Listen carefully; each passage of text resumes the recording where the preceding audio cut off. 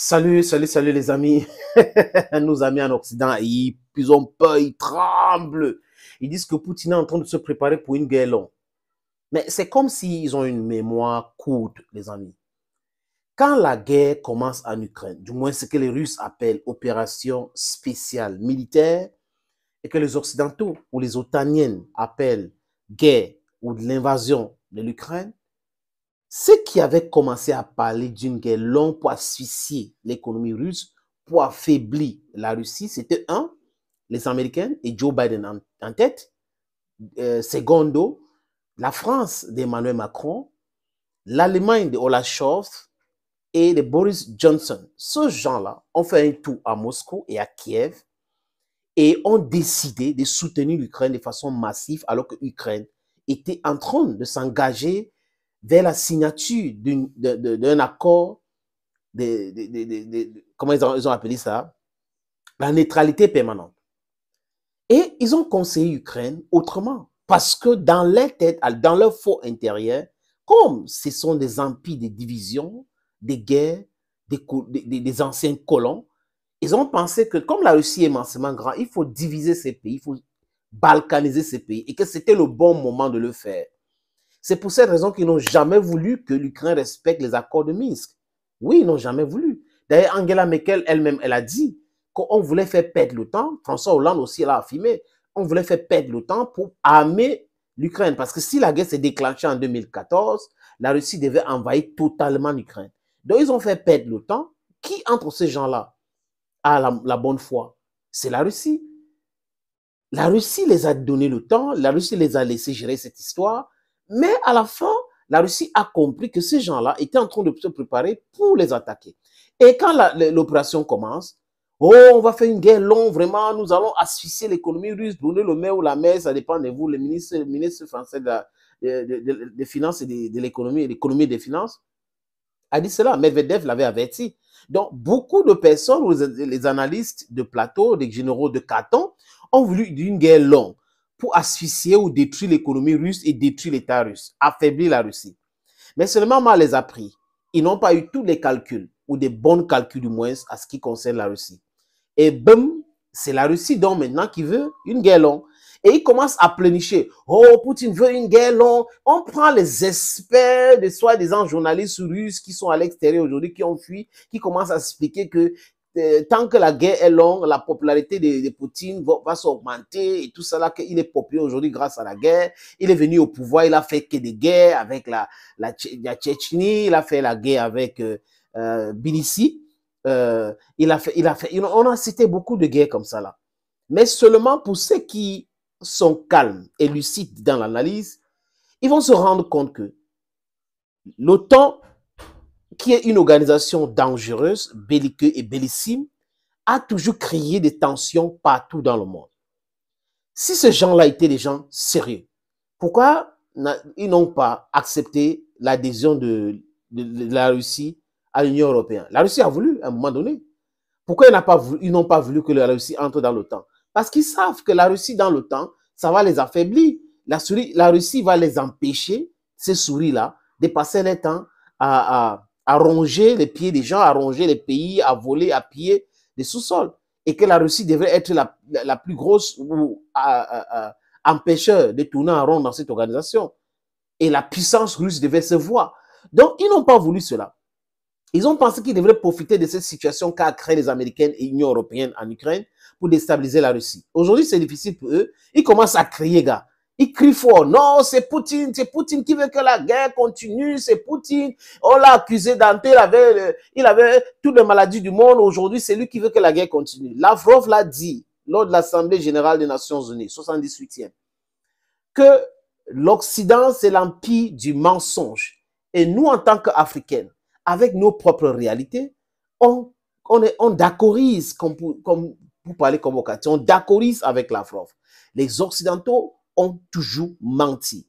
Des pilleurs, des colons, des esclavagistes, ce sont ces gens-là qui prétendent donner des leçons aux gens. Aujourd'hui, ils ont été pris dans leur propre piège. L'économie en partie aujourd'hui, l'asphyxie est visible de l'économie et ils veulent chercher des voies et moyens pour s'en sortir. Et je vous ai dit que ce balai des ministres des armes ou des défenses l'Union européenne ou des pays de l'OTAN l'autre jour à Kiev, c'était pour passer un message clair. Ils ne peuvent plus continuer comme ça. Ils sont en grande difficulté, les amis. Les amis, je vous suggère, comme à l'habitude, sur notre plateforme, sur votre plateforme, d'écouter ceci.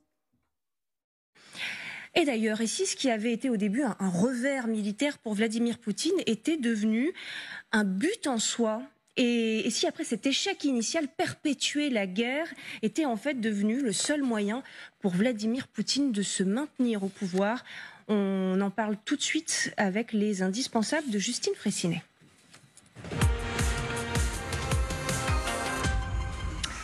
Bonsoir Justine. Bonsoir Florence, bonsoir à tous. Cette guerre sans fin que voudrait Vladimir Poutine, c'est une théorie qui est développée par un analyste russe employé par un think tank américain. Sur quoi se fonde-t-il, Justine, pour faire cette terrible prédiction? Quels seraient les avantages en fait pour Vladimir Poutine? Bien d'abord, c'est la thèse de cet homme, Maxime Samorukov. Il est analyste au think tank américain Carnegie Endowment for International Peace, après avoir été correspondant en Russie, puis éditorialiste pour le site d'information indépendant russe Slon, qui ne faisait pas partie des médias proches du pouvoir. Il est allemand, mais d'origine russe. Il connaît donc très bien la société russe. Et dans cet article qui est paru dans l'Express, signé par la journaliste Emma Collet, il livre sa vision de cette guerre existentielle que la Russie mène contre l'Occident. Et ce qui est nouveau, c'est qu'il envisage, je cite, comme un caprice de Vladimir Poutine, sans but de guerre très précis. S'il maintient la société russe dans le flou, c'est justement pour lui éviter de réaliser que cette guerre pour laquelle des milliers de Russes meurent est une guerre pour rien. Elle est simplement le caprice de Poutine. Voilà pourquoi, selon lui, Vladimir Poutine a tout intérêt à ce que cette guerre soit longue. Quand tout se terminera, beaucoup d'interrogations surviendront dans le pays. Tout le monde réalisera enfin ce qu'ils ont perdu. En attendant, Samorukov estime que continuer la guerre à tout prix est devenu la priorité de Poutine. C'est le pilier de son pouvoir, de sa domination sur la société russe. À tout prix, cela veut dire à coups de milliards dépensés dans la machine de guerre russe. C'est faramineux.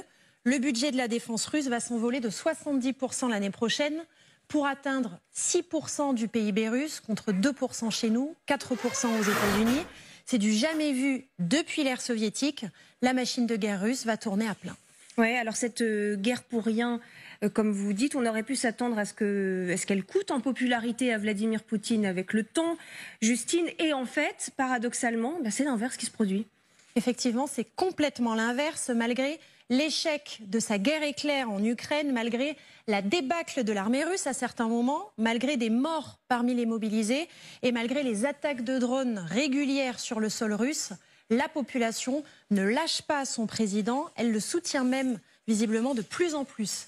D'après l'Institut Levada, que certains présentent comme le seul ou presque à sonder l'opinion russe, la cote de popularité de Vladimir Poutine s'établit à 80% pour le mois de septembre. On le voit, courbe assez stable.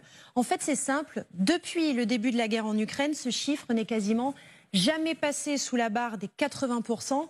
Et on voit aussi d'ailleurs ce pic quand Vladimir Poutine a déclenché la guerre il y a 18 mois.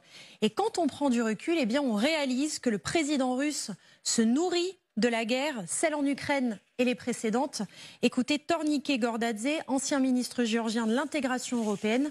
Il était ce midi au micro de Christophe Moulin et d'Anne Seften. Constamment, il y a eu des guerres sous la présidence Poutine. Donc il y a eu la Tchétchénie, il y a eu la Géorgie, il y a eu la Syrie, l'Ukraine 2014, l'Ukraine 2022.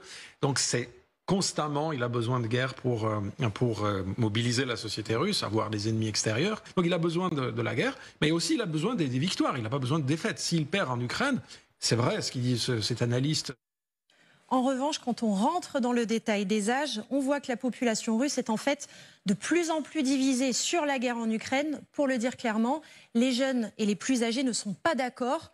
Sur ce sondage, toujours de l'Institut Levada, on voit que 19% seulement des 18-24 ans en Russie veulent que la guerre se poursuive, 33% chez les 25-39 ans, 37% chez les 40-54 ans et 47% chez les 55 ans et plus. C'est très clair, plus on est âgé en Russie, plus on soutient la guerre. Et ça s'explique comment ça, justement, Justine ? Eh bien, il y a deux raisons principales. D'abord, la manière de s'informer et l'héritage soviétique. Pour Sylvie Berman, ancienne ambassadrice de France en Russie, que l'on reçoit d'ailleurs souvent sur ce plateau, la Russie connaît un clivage générationnel entre de jeunes citadins avec des profils d'artistes ou d'étudiants opposés à la guerre et des générations plus âgées, issues de classes moins favorisées qui soutiennent l'action de Poutine. Ces Russes plus âgés sont aussi plus exposés à la rhétorique de Poutine que les plus jeunes. Ils écoutent la radio, ils regardent la télé, toutes les deux contrôlées en Russie par le Kremlin, quand les jeunes utilisent plutôt les réseaux sociaux et ont donc une vue sur ce qu'il se passe en dehors de la Russie. Pour ce qui est du facteur historique, pour ceux qui ont connu la fin de l'URSS et surtout la crise économique qui a suivi, Vladimir Poutine reste l'homme providentiel. C'est ce qu'explique notamment Paul Gogo. Vous le connaissez bien également sur cette antenne. Il est correspondant pour Ouest France en Russie et il y passe beaucoup de temps. Et Paul Gogo estime que la fin de l'URSS, c'est un traumatisme pour eux, une humiliation. Aujourd'hui encore, ils voient Poutine comme le protecteur de la Russie et ça leur suffit pour voter pour lui. Poutine est présenté comme celui qui ramènera les valeurs de l'URSS. Merci beaucoup, Justine. Moi, quand j'écoute ça, je comprends directement, comme d'ailleurs beaucoup d'Africains aujourd'hui comprennent ces choses-là, que ces gens, ils sont dépassés par l'événement. Ils sont en train de réfléchir sur comment commencer une discussion pour la paix. Donc, ils veulent la paix actuellement, mais c'est difficile pour eux d'entamer cette paix-là. Et si vous observez, vous allez voir que les différents soutiens à l'Ukraine s'effritent. La Pologne attaque brutalement. La Pologne a déjà averti l'Ukraine de ne plus jamais les insulter. Le premier ministre polonais a dit ça clairement. Le président Duda l'a répété. Les Slovaques, c'est clair que c'est fini l'aide à l'Ukraine. C'est fini l'aide à l'Ukraine. L'opinion publique même slovaque est contre cette aide-là. 56 à 56% des Américains sont contre l'aide à l'Ukraine.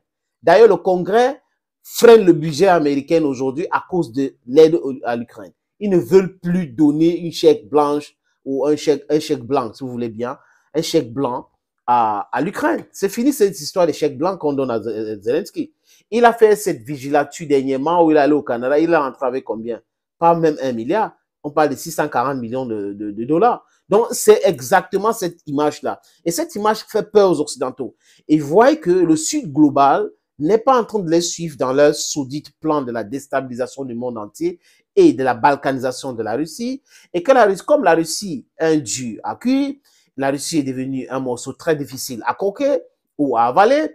Ils sont en train de, nous voulons la paix, et ils commencent à faire cette démarche-là, à accuser l'autre que non, c'est l'autre qui ne veut pas la paix. Mais si nous entrons maintenant dans l'histoire de ce qui se passe en Ukraine, nous allons voir que ceux qui ont refusé dès le début, alors qu'on n'avait pas tué une personne en Ukraine, la paix, ce sont les Otaniennes, ce sont les Européens, ce sont les Américains. Quand je dis Otaniennes, Européens et Américains, j'ai fait un distinguo entre les citoyens de ces différents pays, ou groupes, organisations, et les élites.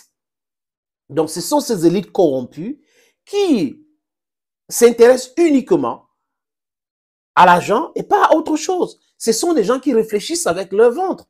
Tant qu'on les a donné les milliards, tant qu'ils gagnent des milliards, c'est le plus important pour eux. C'est cette sauvagerie que cette capitaliste bidon est en train d'amener dans le monde entier aujourd'hui. Et les amis, vous n'avez pas commencé à pleurer. Vous allez pleurer comme ça. Il est temps que ces gens-là comprennent que non, ils ne contrôlent plus le monde. C'était hier. Aujourd'hui, nous sommes passés à une autre vitesse. Le paradigme ont changé. Thank you, friends, for watching this video on this platform. Stay blessed. Bye-bye for now.